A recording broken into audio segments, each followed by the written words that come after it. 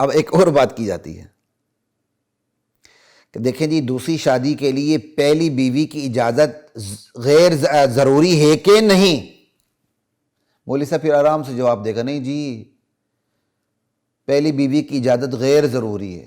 ہم ایسا جواب نہیں دیں گے، ہم کہیں گے پہلی بیوی کی اجازت لینا غیر اسلامی ہے. یعنی پہلی بیوی سے اجازت لینے کا تصور کہ اس کے بغیر نبھ نہیں سکے گی، اس کے بغیر قانون اجازت نہیں دے گا، یہ تصور ہی غیر اسلامی ہے. ہاں آپ چاہتے ہیں یار یہ 2 سوکنیں ہوں گی، 3 ہوں گی، 4 ہوں گی، آپس میں اتحاد سے رہیں، تو آپ پہلی بیوی سے مشورہ کر لیتے ہیں. مشورہ اچھی بات کریں، لیکن مشورے کی لگام شوہر کے ہاتھ میں ہے، پہلی بیوی کے ہاتھ میں نہیں ہے. مشورہ مشورہ ہوتا ہے، مشورہ پرمیشن نہیں ہوا کرتا. آگے ایک اور شبہ بھی کیا کہتے ہیں ڈال دیتے ہیں جی یہ جو اب فیملی لا ایک بن چکا ہے، اب اس کی وائلیشن ہوگی تو مسائل جنم لیں گے، لہٰذا وائلیشن نہیں ہونی چاہیے، پہلی بیوی سے اجازت لینی چاہیے، مصالحتی کمیٹی سے اجازت لینی چاہیے. آپ کو شرم نہیں آتی یہ کہتے ہوئے؟ آپ کو ذرا حیا نہیں آئی یہ کہتے ہوئے؟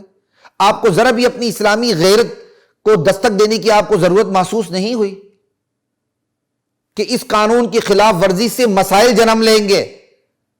قرآن کے اٹل قانون کی خلاف متصادم قانون بناتے ہوئے مسائل جنم نہیں لیتے، اور اس قانون کی امپلیمنٹیشن کرتے ہوئے اور اسی کی تعبیر و تشریح کرتے ہوئے متصادم قرآن و سنت سے متصادم ایک قانون کو رواج دیتے ہوئے مسائل جنم نہیں لیں گے. لا الہ الا اللہ. بہرحال فسوف تری اذا انکشف الغبار افرس تحت رجل ام حمار. یہ تو دنیا ہے، ایک دن جب دنیا کا غبار چھٹ جائے گا پتہ چل جائے گا کہ تم لوگ کھوتے پہ سوار تھے یا گھوڑے پہ سوار تھے. اگلی بات ایک یعنی اپنی طرف سے بہت بڑا علمی اشکال پیش کرتے ہیں. دیکھیں جی قرآن نے عدل کی شرط لگائی کہ نہیں لگائی؟ ہاں جی لگائی ہے. فَإِنْ خِفْتُمْ أَلَّا تَعْدِلُوا فَوَاحِدَةً. عدل نہ کر سکو تو ایک ہی کرو.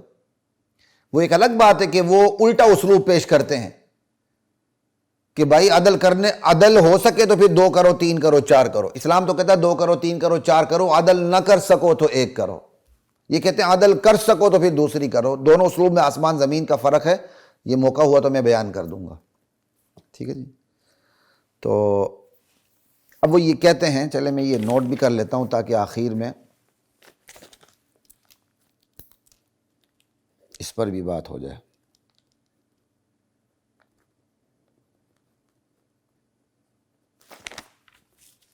لا الہ الا اللہ. کہتے جی آپ کو یہ تو معلوم ہے نا اسلام نے عدل کی شرط لگائی ہے. ہاں جی ہمیں یہ معلوم ہے اسلام نے عدل کی شرط لگائی ہے. ٹھیک ہے جی. ہم قرآن کریم آپ کے سامنے کھول لیتے ہیں دوبارہ، بلکہ سے 12. لا الہ الا اللہ. قرآن کی سورۃ النساء کی آیت ہے 2. اس میں صاف صاف کہہ دیا گیا کہ فَإِنْ خِفْتُمْ أَلَّا تَعْدِلُوا فَوَاحِدَةً. عدل نہ کر سکنے کا خوف ہو تو ایک کرو. عدل نہ کر سکنے کا خوف ہو تو ایک کرو. یہ آیت نمبر 2 ہو گئی. اگلی آیت پہ چلتے ہیں جی. آگے یہ ہے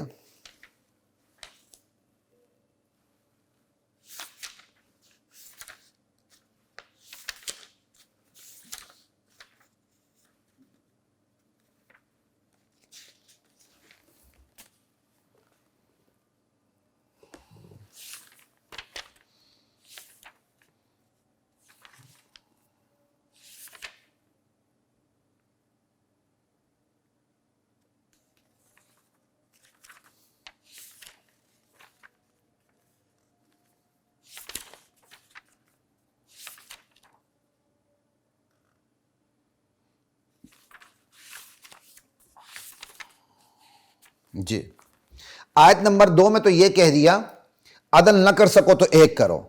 اسی سورۃ النساء کی آیت نمبر 129 ہے، وہاں اللہ نے صاف کہہ دیا وَلَن تَسْتَطِيعُوا أَن تَعْدِلُوا بَيْنَ النِّسَاءِ. تم ہرگز یہ استطاعت نہیں رکھ سکتے کہ اپنی عورتوں کے درمیان، بیویوں کے درمیان عدل کر سکو. صغرا کبرا ملا کے نتیجے سامنے آ گئے آپ کے. تو یہ اشکال بھی پیش کیا جاتا ہے کہتے ہیں جی قرآن نے ایک طرف کہہ دیا اگر عدل نہ کر سکو تو ایک کرو، سورۃ النساء آیت نمبر 2 میں، اور اسی سورۃ النساء کی آیت نمبر 129 میں کہہ دیا تم عدل کر ہی نہیں سکتے، تو رزلٹ کیا نکلا؟ صرف ایک ہی کرو۔ وہ تو تمہارا قرآن بتا رہا ہے کہ صرف ایک ہی کرو، کیونکہ کہا عدل کر سکتے ہو تو ایک سے زائد کرو، اور ساتھ بتا بھی دیا تم عدل کر ہی نہیں سکتے، تو رزلٹ کیا نکلا؟ بس ایک پہ گزارا کرو۔ انا للہ و انا الیہ راجعون، سمجھے؟ تو اب یہ دیکھو، اب میں اس کا جواب دے رہا ہوں۔ جواب کیا ہے؟ جواب یہ ہے، یہاں جو اللہ تعالیٰ نے کہا ہے نا کہ تم عدل نہیں کر سکتے، یہ غیر اختیاری امور کی بات ہے کہ تم غیر اختیاری امور میں عدل نہیں کر سکتے، جو تمہارے اختیار میں نہیں ہے۔ ایک سے محبت زیادہ ہوتی ہے، اولاد میں بھی ایسے ہی ہوتا ہے، کسی ایک بیٹے سے زیادہ محبت ہوتی ہے، کسی ایک بیٹی سے زیادہ محبت ہوتی ہے، پانچوں انگلیاں ایک جیسے نہیں ہوتی۔ تو بیوی بھی ایسے ہی ہوتی ہے، 1 2 3 4، کسی بیوی سے زیادہ محبت ہوتی ہے، کسی کی سیرت زیادہ اچھی لگتی ہے، کسی کی صورت زیادہ اچھی لگتی ہے، کسی کی تابعداری زیادہ اچھی لگتی ہے، مختلف چیزیں ہوتی ہیں۔ تو غیر اختیاری امور میں ایک سے زیادہ کسی ایک عورت سے زیادہ محبت ہو سکتی ہے۔ یہی وجہ ہے کہ نبی علیہ السلام نے ام عائشہ رضی اللہ تعالی عنہا کے بارے میں فرمایا تھا، اے اللہ مجھے عائشہ سے محبت زیادہ، اس میں میری پکڑ نہ کرنا۔ یہ آپ کو مفہوم بتا رہا ہوں، یہ غیر اختیاری چیز ہے۔ یہی وجہ ہے بیوی کے ساتھ جو ہم نشینی ہے، قربت کے لمحات ہے، اس میں عدل ضروری نہیں ہوتا، کیونکہ جو ہم نشینی اور قربت کے لمحات ہوتے ہیں یہ غیر اختیاری ہوتے ہیں۔ اس لیے اسلام نے اس میں عدل نہیں رکھا ہوا کہ بھائی آپ ایک سے ہم بستری کرتے ہیں، ایک دفعہ دوسری کے ساتھ بھی ایک ہی دفعہ کریں، ایک کے ساتھ 2 تو دوسری کے ساتھ کے پاس بھی ہم بستری کے لیے 2 دفعہ تشریف لے جائیں۔ ماشاءاللہ قرآن نے غیر اختیاری امور میں عدل کی بات ہی نہیں کی۔ یہاں غیر اختیاری امور کی بات ہے، تم کچھ ایسے امور بھی ہیں جس میں تم عدل کر ہی نہیں سکتے ہو، اور یہ قرآن کے الفاظ بتاتے ہیں کہ تم ہرگز عدل نہیں کر سکتے اپنی عورتوں کے درمیان، وَلَوْ حَرَصْتُمْ، اگر تم جتنا مرضی اس کی حرص کرو کہ عدل کر سکو۔ تو پھر آگے کیا کہا ہے؟ آگے قرآن نے یہ نہیں کہا لہذا تم ایک ہی کرو، فا سے خدا آگے فلا تمیلوا سے اس حکم کا، اس بات کا خدا خود نتیجہ دے رہے ہیں۔ خدا نے پھر یہ نہیں کہا چونکہ تم عدل ہی نہیں کر سکتے ہو لہذا تم ایک ہی کرو، فعلیکم واحدہ، یہ نہیں کہا، بلکہ کہا فلا تمیلوا کل المیل۔ جب تم عدل مکمل طور پہ کر ہی نہیں سکتے، کچھ ایسے امور ہیں جو تمہارے اختیار میں نہیں ہیں، تو پھر ایسا کرو کسی ایک بیوی کی طرف اس طرح مائل نہ ہو جانا کہ باقی بیویوں کو تم بالکل لٹکتا چھوڑ دو۔ فلا تمیلوا کل المیل، یہ مائل ہونے کا مائل جو ہونا ہے نا، یہ مائل ہونے کا تعلق اندر دل سے ہے، اور یہ دل اختیار میں نہیں ہوتا۔ اسی لیے کہتے ہیں نا لگا دل کھوتی پہ پری کیا چیز ہے۔ بندے کا کھوتی پہ دل آ جاتا ہے، پری بری اچھی نہیں لگتی۔ اگلے کو لگتا ہے یہ کس پہ عاشق ہو چکا ہے اتنی بدصورت پہ، وہ کہتا ہے میری آنکھوں سے دیکھو، تمہیں کیا پتہ یہ کتنی خوبصورت ہے۔